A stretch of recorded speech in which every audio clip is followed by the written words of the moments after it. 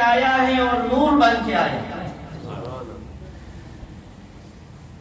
وہ کتاب مبین اور روشن کتاب، یعنی تمہاری طرف اللہ کی جانب سے ایک نور آ گیا اور ایک روشن کتاب۔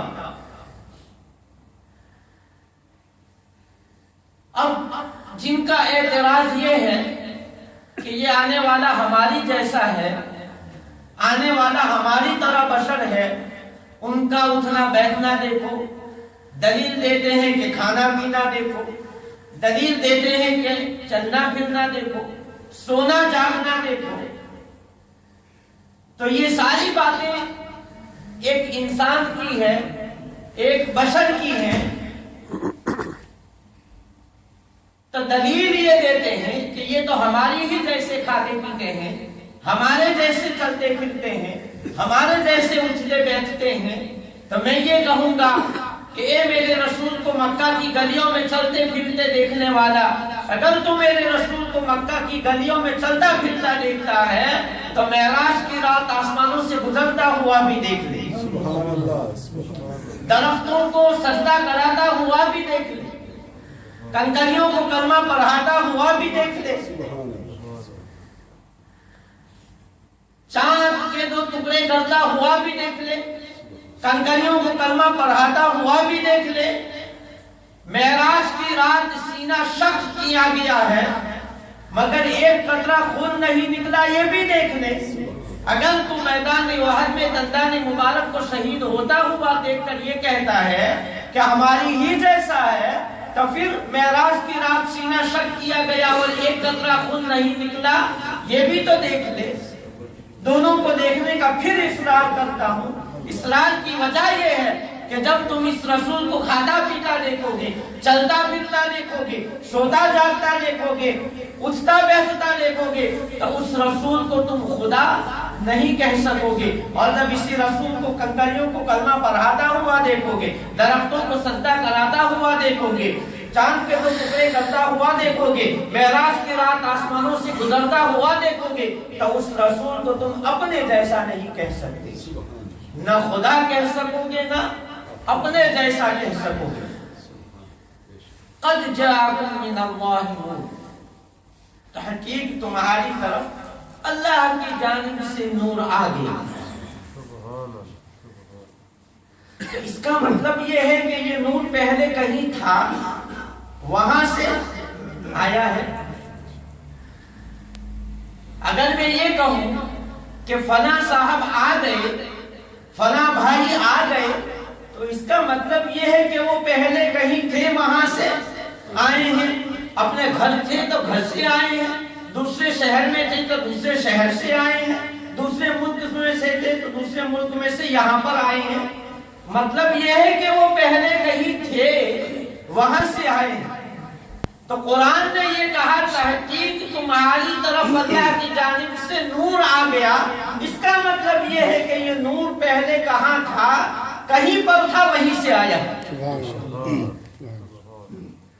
اور حضرت جبرائیل امین والی وہ حدیث کہ جب نبی کریم صلی اللہ علیہ وسلم نے جبرائیل امین سے پوچھا کہ جبرائیل تمہاری عمر کتنی ہے، تو فرمایا کہ یا رسول اللہ صلی اللہ علیہ وسلم مجھے میری عمر کا تو پتہ نہیں ہے، البتہ ایک ستارہ جس کو میں 72,000 سال کے بعد چمکتا ہوا دیکھتا تھا، میں نے اس ستارے کو 73,000 مرتبہ چمکتے ہوئے دیکھا ہے۔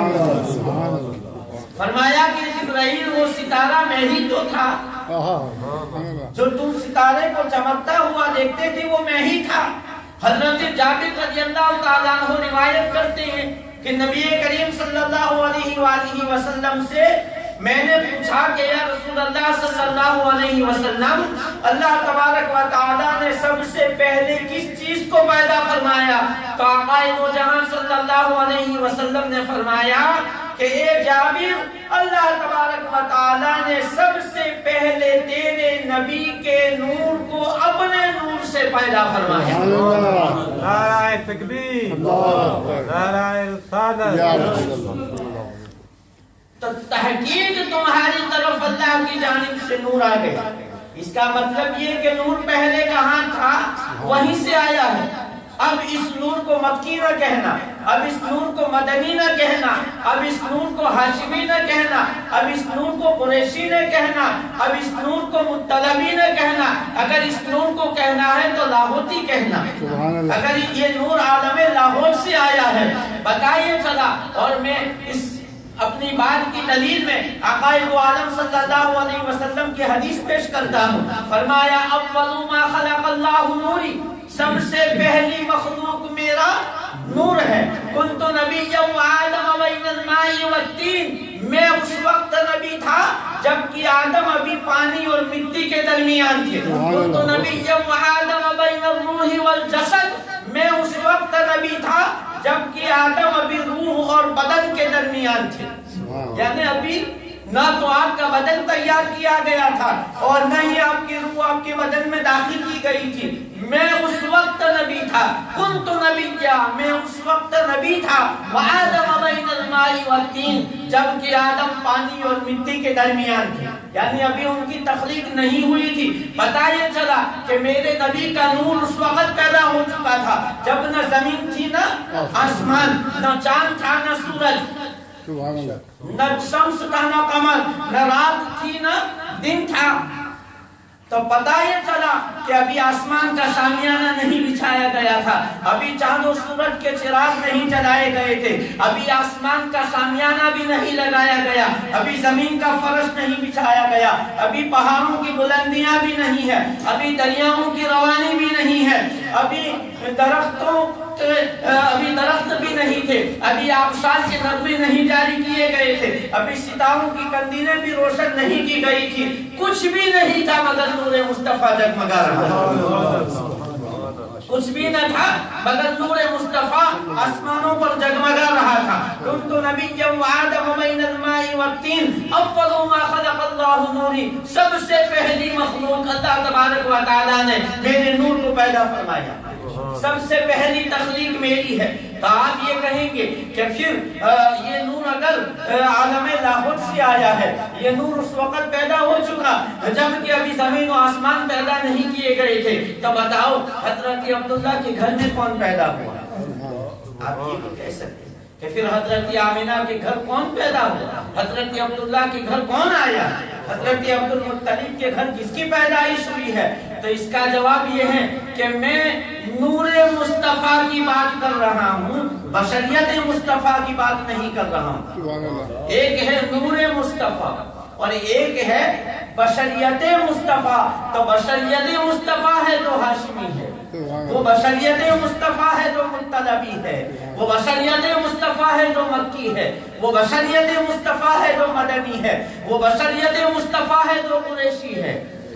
اور بشریت میرے نبی کا لباس بشریت میں آنا، دیکھیں حضرت عائشہ صدیقہ رضی اللہ تعالیٰ عنہا اس حدیث مبارکہ کی راویہ کیا فرماتی ہیں؟ حدیث کی کتابوں کو اٹھاؤ، حضرت عائشہ صدیقہ فرماتی ہیں کہ ایک سورج زمین والوں کا اور ایک سورج میرا ہے۔ ایک سورج زمین والوں کا ہے، ایک سورج میرا ہے۔ زمین والوں کا سورج دن میں روشن ہوتا ہے اور میرا سورج رات میں روشن ہوتا ہے۔ میرا سورج رات میں روشن ہوتا ہے۔ اور فرماتی ہیں کہ نبی کریم صلی اللہ علیہ وسلم ایک مرتبہ گھر میں داخل ہوئے، میں کپڑا سی رہی تھی، سوئی گر گئی تھی اور اندھیرے کے سبب وہ سوئی مجھے مل نہیں رہی تھی۔ آقا دو عالم صلی اللہ علیہ وسلم کا میرے حجرے میں داخل ہونا، آپ کا مسکرانا اور آپ کے دندان مبارک کے درمیان سے نور کی وہ کرن چمک اٹھی، نور کی وہ روشنی نکل پڑی، جس کی روشنی میں، جس نور کی اجالے میں نے اپنی کھوئی ہوئی سوئی کو پا لیا۔ میں نے اپنی کھوئی ہوئی سوئی کو پا لیا۔ تو بشریت مصطفیٰ اور ہے، نور مصطفیٰ اور ہے، اور لباس بشریت میں آنا آقا دو عالم صلی اللہ علیہ وسلم کا ہماری ہدایت کے لیے، ہماری رہنمائی کے لیے ضروری تھا۔ نبی لباس بشریت کا محتاج نہیں ہوتا، ہم نبی کے لباس بشریت کے محتاج ہوتے ہیں۔ نبی اگر بشر بن کے نہ آئے تو ہمیں کھانے پینے کا سلیقہ کون سکھائے؟ اگر نبی لباس بشریت میں نہ آئے تو سونے جاگنے کی سنتیں ہمیں کون سکھائے؟ اگر نبی لباس بشریت میں نہ آئے تو اٹھنے بیٹھنے کا سلیقہ ہمیں کہاں سے آئے؟ اگر نبی لباس بشریت میں نہ آئے اور ازواج مطہرات نہ ہو، آپ کی بیٹیاں نہ ہو، تو ہمیں اپنی بیٹیوں کا نکاح کرنے کا سلیقہ کہاں سے آئے گا؟ بچوں کی پرورش کا طریقہ ہمیں کہاں سے آئے گا؟ تو نبی کا لباس بشریت میں آنا ہماری ہدایت کے لیے ضروری ہے۔ نبی لباس بشریت کا محتاج نہیں ہوتا، نبی کھانے پینے کا محتاج بھی نہیں ہوتا، نبی کھانے پینے کا محتاج بھی نہیں ہوتا، بلکہ کھانا خود نبی کا محتاج ہوتا ہے۔ آپ نے وہ حدیث مبارکہ بارہا سنی ہے، فرمایا جب صحابہ کرام نے پے در پہ لگاتار روزے رکھے، یعنی شام کو بھی افطار نہیں، روزہ ختم ہوا اس کے ساتھ ہی دوسرا روزہ شروع، تب جب لگاتار صحابہ نے روزے رکھنا شروع کیے تو دوسرے تیسرے دن ہی صحابہ کے قدم لڑکھڑانے لگے، نماز میں گرنے لگے۔ پوچھا کیا ہو گیا ہے تمہیں؟ کہا یا رسول اللہ صلی اللہ علیہ وسلم، آپ کو پے در پہ روزے رکھتے ہوئے دیکھ کر ہم نے بھی وہ روزے رکھنے شروع کیے۔ تو آقا صلی اللہ علیہ وسلم نے کیا فرمایا؟ ایکم مثلی، تم میں کون ہے جو میری طرح؟ سبحان اللہ۔ تم میں کون ہے جو میرے جیسا ہے؟ مجھے تو میرا رب کھلاتا اور پلاتا ہے، مجھے تو میرا رب کھلاتا اور پلاتا ہے۔ اور پھر آقا دو عالم صلی اللہ علیہ وسلم نے فرمایا کہ اللہ تبارک و تعالیٰ کے حضور میرا ایک وقت ایسا ہوتا ہے کہ وہاں تیسرا کوئی نہیں ہوتا، میں ہوتا ہوں اور میرا رب ہوتا ہے۔ ایک مرتبہ نبی کریم صلی اللہ علیہ وسلم پر یہی کیفیت طاری تھی کہ بیٹھے تو تھے حضرت عائشہ کے حجرے میں، لیکن ملاقات اپنے رب سے فرما رہے تھے، بظاہر نظر آ رہے تھے ام المؤمنین کو اپنے سامنے، لیکن حاضری پروردگار عالم کی بارگاہ میں تھی۔ فرماتے ہیں کہ وہ کیفیت جب طاری ہوئی تو مجھ سے پوچھنے لگے تو کون ہے؟ میں نے کہا کہ میں عائشہ ہوں۔ فرمایا کون عائشہ؟ فرمایا آپ کی زوجہ عائشہ۔ فرمایا کون میری زوجہ؟ فرمایا ابو بکر کی بیٹی زوجہ۔ فرمایا کون ابو بکر؟ فرماتی ہے کہ پھر میں خاموش ہو گئی، میں نے سمجھ لیا کہ اس وقت سامنے سرکار تو بیٹھے ہیں لیکن حاضری اپنے رب کی بارگاہ میں، یہ اپنے رب کے علاوہ اب کسی کو نہیں پہچانیں گے۔ جب تک یہ کیفیت طاری رہی تو حضرت عائشہ کو پہچاننے سے انکار کر دیا۔ پوچھا کون عائشہ، کون ابو بکر، کون میری زوجہ؟ تو کیا پتا چلا کہ نبی لباس بشریت کا محتاج نہیں ہوتا، نبی کھانے پینے کا محتاج نہیں ہوتا، کھانا خود نبی کا محتاج ہوتا ہے، کھانا خود نبی کا محتاج ہوتا ہے۔ آپ کہیں گے کہ کھانا کیسے نبی کا محتاج ہوتا ہے؟ ارے کھانا اس لیے محتاج ہے کہ رسول منہ لگا لے تاکہ قیامت تک آنے والے انسانوں کے منہ لگ جائے۔ رسول جس چیز کو چھوڑ دیں گے یا تو وہ مکروہ ہو جائے گی یا حرام ہو جائے گی، تو کھانا اس لیے نبی کا محتاج ہے کہ نبی ایک مرتبہ اپنی زبان سے لگا لے تاکہ قیامت تک آنے والے امتی بھی اس کو کھاتے رہیں۔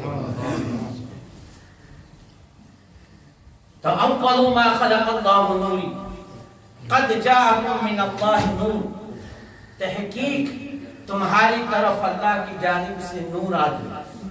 اب یہ آیت میلاد ہے، کیا ہے؟ میلاد کس کو کہتے ہیں؟ رسول کی ولادت کا تذکرہ کرنا، رسول کی آمد کا تذکرہ کرنا، ولادت باسعادت کے واقعات کو بیان کرنا، ولادت باسعادت کے وقت رونما ہونے والے واقعات کا ذکر کرنا، اسی کو تو ذکر ولادت کہتے ہیں نا۔ تو اللہ تبارک و تعالی نے سب سے پہلے میلاد پڑھی ہے. سب سے پہلی میلاد کس نے پڑھی؟ قرآن ثابت ہے وَإِذَا أَخَذَ اللَّهُ مِيثَاقَ النَّبِيِّينَ لَمَا آتَيْتُكُم مِّن كِتَابٍ وَحِكْمَةٍ ثُمَّ جَاءَكُمْ رَسُولٌ مُّصَدِّقٌ لِّمَا مَعَكُمْ لَتُؤْمِنُنَّ بِهِ وَلَتَنصُرُنَّهُ قَالَ أَقْرَرْتُمْ وَأَخَذْتُمْ عَلَىٰ ذَٰلِكُمْ إِصْرِي قَالُوا أَقْرَرْنَا قَالَ فَاشْهَدُوا وَأَنَا مَعَكُمْ مِنَ الشَّاهِدِينَ. تیسرے پارے کی آیت آخری رکوع کی پہلی آیت فرمایا اور یاد کرو وَإِذْ أَخَذَ اللَّهُ یاد کرو کہ جب اللہ نے عہد لیا میثاق النبیین نبیوں سے عہد لیا جا رہا ہے. کیا عہد لیا جا رہا ہے؟ کیا وعدہ لیا جا رہا ہے؟ لما آتیتکم من کتاب و حکمہ. اے حضرت آدم کی روح، اے حضرت نوح کی روح، اے حضرت زکریا کی روح، اے حضرت داؤد کی روح، میں تمہیں کتاب و حکمت عطا کروں گا. وعدہ کر دیا کہ میں تمہیں کتاب و حکمت عطا کروں گا، تمہارے سر پر نبوت کا تاج سجاؤں گا. میثاق النبیین لما آتیتکم من کتاب و حکمت ثم جاءکم رسول. پھر اگر میرا رسول تمہارے زمانے میں آ جائے ثم جاءکم رسول مصدق لما معکم، تمہاری تصدیق کرتا ہوا. اب دیکھیں نا آقا دو عالم صلی اللہ علیہ وسلم تشریف لائے، قرآن لے کر کے آئے وَاذْكُرْ فِي الْكِتَابِ إِبْرَاهِيمَ وَاذْكُرْ فِي الْكِتَابِ مَرْيَمَ وَاذْكُرْ فِي الْكِتَابِ مُوسَىٰ وَاذْكُرْ فِي الْكِتَابِ إِسْمَاعِيلَ وَاذْكُرْ فِي الْكِتَابِ إِدْرِيسَ. تو یہ نبوت کی تصدیق کر رہے ہیں کہ ادریس، موسیٰ، ہارون یہ سب اللہ تبارک و تعالیٰ کے نبی تھے. تو جو روزے عہد میں، جو روزے ازل میں جو میثاق لیا گیا، جو وعدہ لیا گیا، اس کی تشریح ہزاروں سال کے بعد مکہ اور مدینہ منورہ کی سرزمین پر ہو رہی ہے کہ نبوت جو پچھلے انبیاء کرام گزر چکے ان کی نبوت کی تصدیق کا اعلان کیا جا رہا ہے. ثم جاءکم رسول، پھر میرا رسول آخری نبی تمہارے زمانے میں اگر آ جائے تمہاری تصدیق کرتا ہوا لَتُؤْمِنُنَّ بِهِ وَلَتَنصُرُنَّهُ، تو تمہیں ضرور میرے رسول پر ایمان لانا ہے، تمہیں ضرور میرے رسول کی نصرت کرنی ہے، مدد کرنی ہے. قَالَ أَقْرَرْتُمْ وَأَخَذْتُمْ عَلَىٰ ذَٰلِكُمْ إِصْرِي، کیا تم نے اقرار کیا؟ اے نبیوں کیا تم وعدہ کرتے ہو کہ تم میرے رسول پر ایمان لاؤ گے، میرے رسول کی مدد کرو گے؟ قَالَ أَقْرَرْتُمْ وَأَخَذْتُمْ عَلَىٰ ذَٰلِكُمْ إِصْرِي، اور میرا بھاری ذمہ تم نے لیا؟ قَالُوا أَقْرَرْنَا، نبیوں کی روح نے کہا کہ ہاں ہم نے اقرار کیا. قَالَ فَاشْهَدُوا وَأَنَا مَعَكُمْ مِنَ الشَّاهِدِينَ. کہ نہیں ایسے نہیں، اے آدم تم نوح کے گواہ بن جاؤ، اے نوح تم آدم کے گواہ بن جاؤ، اے ابراہیم تم اسماعیل کے گواہ بن جاؤ، اے اسماعیل تم ابراہیم کی گواہ بن جاؤ. ایک نبی دوسرے نبی کا گواہ بن گیا. قال فاشهدوا وانا معكم من الشاهدين، فرمایا کہ میں بھی تمہارے ساتھ گواہوں میں شامل ہوں. اللہ تبارک و تعالی نے وانا معكم من الشاهدين، میں بھی تمہارے ساتھ گواہوں میں شامل ہوں. تو بتاؤ کہ سب سے پہلے میلاد کس نے پڑھی؟ رسول کی آمد کا تذکرہ کس نے کی؟ اللہ تبارک و تعالی. اب اگر یہ کہیں کہ میلاد منانا بدعت ہے اور کہتے ہو کہ بدعت، ہر بدعت ضلالت ہے، ہر بدعت گمراہی ہے، ہر بدعت بے راہ روی ہے، تو میرے دوست اور بزرگوں بدعت کس کو کہتے ہیں کہ بھئی جو رسول کے زمانے میں نہ ہو. تو قرآن مجید میں یہ جو زیر و زبر ہے یہ بھی تو بدعت ہے کہ رسول کے زمانے میں بھی نہیں تھی، صدیق اکبر کے زمانے میں بھی نہیں، فاروق اعظم کے زمانے میں بھی نہیں، عثمان اور علی کے زمانے میں بھی نہیں تھے. یہ تو حجاج بن یوسف نے جا کر کے ہجری سن 60 کے بعد لگائی. تو پھر اگر ہر بدعت گمراہی ہے تو پھر قرآن جو زیر و زبر والا ہے اس کو پڑھنا بھی بدعت، اس کو پڑھنا بھی بدعت. یہ مدرسے جو بناتے ہیں، مسجدیں جو پکی بناتے ہیں، یہ بھی بدعت. لاؤڈ سپیکر بھی رسول کے زمانے میں نہ تھا، یہ بھی بدعت ہے.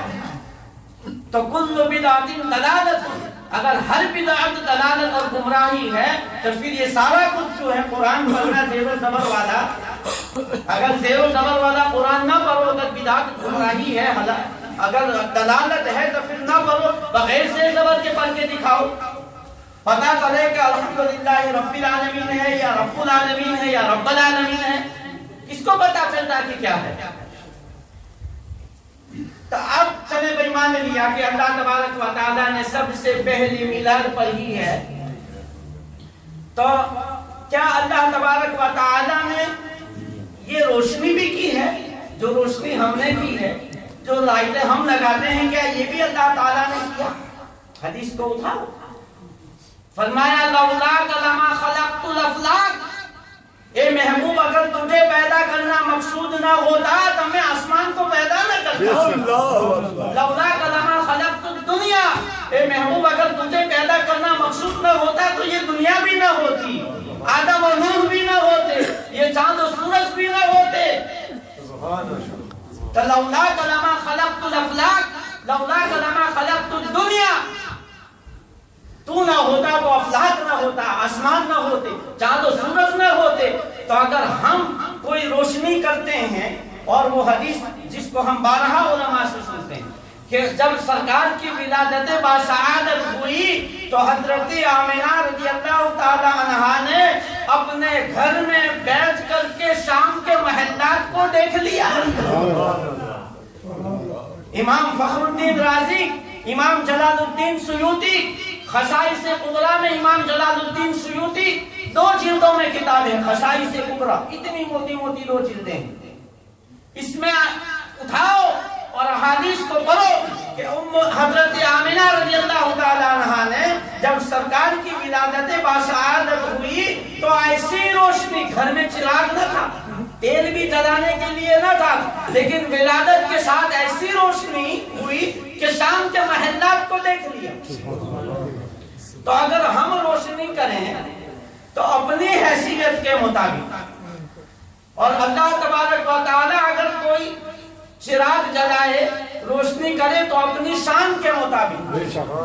اور لولاک لما خلقت الافلاک، کہ تو نہ ہوتا اے محبوب تو میں آسمان کو پیدا نہ کرتا، تو یہ جو سورج چمک رہا ہے یہ بھی میرے رسول کی میلاد کے صدقے میں، چاند جو چمک رہا ہے وہ بھی میرے رسول کی میلاد کے صدقے میں، ستارے جو چمک رہے ہیں یہ بھی میرے رسول کی میلاد کے صدقے میں روشنی کی ہے نا اللہ تعالیٰ نے، کہ رسول کی میلاد مقصود تھی اسی لیے چاند سورج کے چراغ جلائے گئے، رسول کی میلاد مقصود تھی اسی لیے آسمان کا شامیانہ لگایا گیا، رسول کی میلاد مقصود تھی اسی لیے زمین کا فرش بچھایا گیا، رسول کی میلاد مقصود تھی اسی لیے آبشار کے نغمے جاری کیے گئے ہیں۔ تو اب اگر اس روشنی سے کسی کو انکار ہے یا سمجھتے ہیں کہ بدعت ہے یا کہتے ہیں کہ شرک ہے تو وہ کوئی اور سورج تلاش کر لے جو رسول کی میلاد والا نہ ہو، کوئی اور چاند سورج تلاش کر لے جو رسول کی میلاد والا نہ ہو۔ اور ایک بات میں ذہن میں آ رہی ہے کہ بار بار ہم سنیوں پر شرک کے فتوے لگانے والے، سرکار دو عالم صلی اللہ علیہ وسلم کی حدیث ہے، سیاہ ستہ کی کتابوں میں یہ حدیث ملے گی، آپ کو تمام حدیث کی کتابوں میں یہ حدیث ملے گی۔ کیا فرمایا سرکار نے کہ مجھے میرے اس دنیا سے جانے کے بعد تمہارے شرک میں مبتلا ہونے کا کوئی خطرہ نہیں ہے۔ امت کو سرٹیفکیٹ دے دیا لا الہ الا اللہ پڑھنے والوں کہ میرے اس دنیا سے جانے کے بعد تمہارے شرک کرنے کے بارے میں مجھے کوئی شک نہیں ہے، تم کچھ نہیں کرو گے شرک۔ ہاں مجھے تم یہ خوف ہے، یہ ڈر ہے کہ دنیا کی محبت میں تم پھنس جاؤ، دنیا کی محبت میں تم الجھ جاؤ، یہ تمہاری طرف سے خطرہ ہے، شرک کا خطرہ نہیں ہے۔ تو جب سرکار نے ہمیں سرٹیفکیٹ دے دیا کہ میرے بعد تم شرک نہیں کرو گے، تو اب اگر کوئی ہمارے اوپر شرک کا فتویٰ لگائے تو وہ اپنے آپ کو خود دیکھ لے کہ وہ سرکار کی حدیث کا انکار کرتا ہے۔ اس حدیث کو چیلنج کرنا ہے تو آؤ اور بتاؤ مجھے کہ یہ حدیث نہیں ہے یا یہ حدیث ضعیف ہے، وہ بھی ثابت کر کے کہ جب سرکار سرٹیفکیٹ دے رہے ہیں تو تم کون ہوتے ہو جو سنیوں پر شرک کے فتوے لگا رہے ہیں؟ تو رسول کی میلاد مقصود تھی۔ اچھا یہ کہو گے بھائی کچھ لوگ ایسے ہیں کہ بھائی بیان تو سنتے ہیں، قاری صاحب کا بیان تو اچھا ہوتا ہے، ربانی صاحب کا بیان تو بڑا اچھا ہے، فلاں حضرت کا بیان تو بہت اچھا ہے، لیکن شیرنی کی جب بات آتی ہے تو چلے جاتے نہیں لیتے، کیوں؟ اس لیے کہ سرکار کا نام آ گیا، غوث پاک کا نام آ گیا، شیرنی نہیں لیتے کہ رسول کا نام آ گیا۔ بھائی پاکیزہ اور حلال چیزوں سے جو شیرنی خریدی جائے، جو نیاز خریدی جائے، رسول کا نام آئے تو حرام کیسے ہو جائے گا؟ سرکار غوث پاک کا نام آئے تو یہ حرام کیسے ہو جائے گی؟ اللہ کے ولیوں کا نام آئے تو یہ حرام کیسے ہو جائے گی؟ میرے دوستو، آپ یہ کہیں گے کہ چلو قرآن سے ثابت کر دیا کہ اللہ تعالیٰ نے سرکار کی آمد کا تذکرہ کیا، سرکار کی ولادت کا تذکرہ کیا، قد جاءکم من اللہ نور، قد جاءکم برہان من ربکم وانزلنا الیکم نورا مبینا۔ قرآن کی آیات ثابت ہیں کہ سرکار کی آمد کا تذکرہ اللہ تعالیٰ نے فرمایا، لیکن اللہ تعالیٰ نے شیرنی کہاں تقسیم کی؟ یہ نیاز کہاں بانٹی تھی؟ میں کہوں گا کہ بانٹی تھی، میرا دعویٰ ہے کہ بانٹی، لیکن یقین کرو کہ اگر ہم بانٹیں گے تو اپنی حیثیت، اور اللہ تعالیٰ تقسیم فرمائے گا تو اپنی شان کے مطابق۔ اللہ تعالیٰ لینے میں تو صلاحیت رکھتا ہے، ہر چیز کسی کو بھی دے سکتے، لیکن لینے والے میں بھی تو کچھ چاہیے نا کہ اس کا دامن کتنا وسیع ہے۔ لینے والے میں صلاحیت ہو، دینے والے میں کوئی کمی نہیں ہے۔ تو اللہ تبارک و تعالیٰ نے شیرنی تقسیم کی، اے ابراہیم تمہیں خلت دی جاتی ہے، اے آدم تمہیں نبوت دی جاتی ہے، اے نوح تمہیں نبوت دی جاتی ہے، کسی کو زبور ملی، کسی کو انجیل ملی، کسی کو توریت ملی، اور ہم سب کو کیا ملا؟ ہم سب کو سرکار کی غلامی میں ملنے رہنے کا سبب بنا دیا، یعنی سرکار کی میلاد کے صدقے میں اللہ تعالیٰ نے ہمیں سرکار کی امت میں پیدا ہونے کا شرف عطا فرمایا۔ کسی کو غوثیت ملی، کسی کو قطب بنا دیا، کسی کو صدیق بنا دیا، جس کی جو صلاحیت تھی اس صلاحیت کے مطابق میرا رب تک دیتا گیا۔ غوث بنا دیا کہ غوث بننے کی صلاحیت ہے، قطب بنا دیا کہ قطب بننے کی صلاحیت ہے، صدیق بنا دیا کہ صدیق بننے کی صلاحیت موجود ہے۔ ہم میں وہ صلاحیت نہیں تھی، لیکن اتنی صلاحیت تو تھی کہ اللہ تعالیٰ اپنے نبی کی امت میں ہمیں پیدا کیا، اتنی صلاحیت تو تھی۔ اور جو رسول کی میلاد کا انکار کرنے والے ہیں، رسول کے میلاد کا انکار کرنے والے ان کو بھی کچھ نہ کچھ ملا۔ ان کو کیا ملا؟ کہ سرکار دو عالم صلی اللہ علیہ وسلم کے اس میلاد والے زمین و آسمان کے نیچے رہنے کا ان کو بھی حق مل گیا۔ دیکھا آپ نے کہ وہ حدیث مبارکہ نہ سنی کہ شیطان کو روزانہ ایک فرشتہ تھپڑ مارتا ہے، لیکن اس دن اسے تھپڑ نہیں ماری جاتی جس دن میرے رسول کی ولادت ہوئی۔ تو دشمن خدا کو بھی، دشمن نبی کو بھی کچھ نہ کچھ مل گیا۔ ابو لہب، بخاری شریف کی حدیث ہے نا، حضرت عباس رضی اللہ تعالیٰ عنہ حدیث مبارکہ کے راوی ہیں، بخاری شریف کی حدیث ہے کہ ابو لہب کے مرنے کے بعد حضرت عباس نے اس کو خواب میں دیکھا، پوچھا بتا کیا گزر رہی ہے؟ کہا بڑا برا حال ہے۔ ابو لہب جس کا کفر قرآن سے ثابت، تبت یدا ابی لہب وتب، کہ قرآن سے اس کا کفر ثابت، لیکن کہنے لگا بڑی مصیبت میں ہوں۔ لیکن 12 ربیع الاول کے دن نہیں بلکہ ہر منڈے کے دن، کیا کہا کہ ہر منڈے کے دن جس انگلی سے میں نے سرکار کی ولادت کی خوشی میں صوبیہ کو آزاد کیا تھا کہ میرے وہاں بھتیجا پیدا ہوگا، تو نے بدھائی دی، جا تو آزاد ہے۔ تو میں نے جس انگلی سے صوبیہ کو آزاد کیا تھا، ہر منڈے کے دن اس انگلی سے ٹھنڈا پانی مل جاتا۔